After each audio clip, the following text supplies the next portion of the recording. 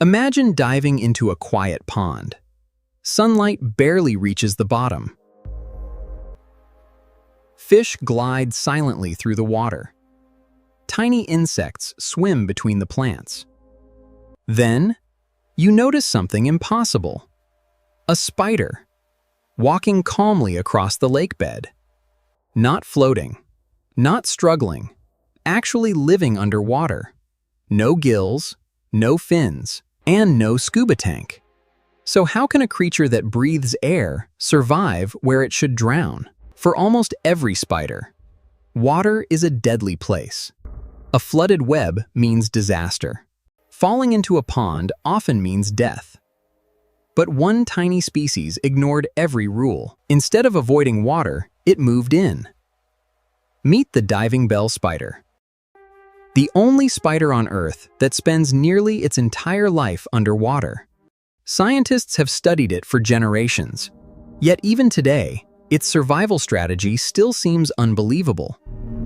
Every journey begins at the surface. Not to hunt, not to escape, but to collect something invisible. Air. Tiny hairs covering the spider's body trap thousands of microscopic air bubbles. As it dives, the bubbles shimmer like liquid silver. From a distance, it almost looks like a drop of mercury swimming through the water. But carrying one bubble isn't enough. The spider has a much bigger plan. Deep beneath the surface, the spider spins silk between underwater plants. Trip after trip, it returns carrying more air, one bubble at a time. Slowly, the bubbles merge together until something extraordinary appears, a transparent dome, floating beneath the water. Scientists call it a diving bell. This isn't just a shelter, it's a living room, a bedroom, a nursery, and even a dining room. Everything the spider needs exists inside a bubble of air. At first, scientists believed the spider would need to refill its air bubble constantly. But something unexpected happens. As oxygen inside the bubble is used, fresh oxygen naturally diffuses from the surrounding water into the air chamber. Meanwhile, carbon dioxide slowly leaves the bubble and dissolves into the water. The bubble begins acting like a natural lung. For hours, the spider can remain safely inside, breathing air, without ever returning. Nature had invented an underwater oxygen system, millions of years before humans built scuba gear. Living underwater isn't just about survival. It's also the perfect ambush. The spider waits quietly inside its diving bell. Mosquito larvae drift closer. Tiny crustaceans swim by. Water insects pass without noticing the hidden trap.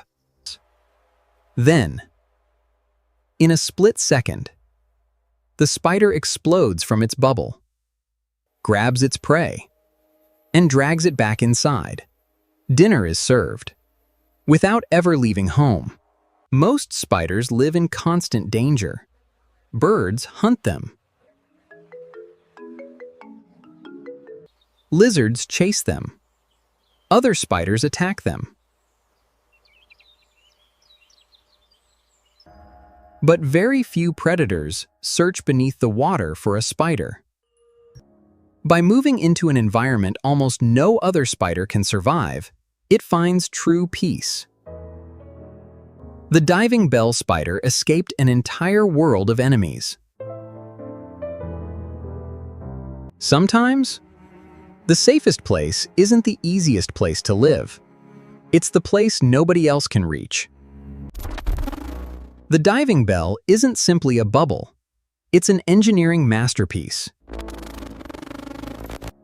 By moving into an environment almost no other spider can survive, it finds true peace. The shape allows gases to move efficiently. The spider even repairs and expands the bell as needed. Scientists now study this natural design to develop better underwater sensors, more efficient oxygen systems, and tiny underwater robots.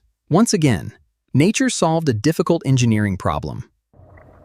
Most people walk past ponds without giving them a second thought. To us, they're quiet, peaceful, almost empty.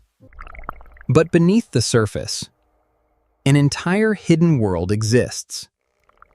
Tiny architects build underwater homes. Invisible hunters wait patiently for prey. And a spider breathes inside an air bubble, as if the laws of nature simply don't apply. The next time you stand beside a still pond, remember, just beneath the water, a spider may be sitting comfortably inside a house made entirely of silk and air. No submarine, no diving equipment, no technology. Just one tiny creature that accomplished what seems impossible. Because sometimes, nature's greatest inventions are so small, we never even notice them.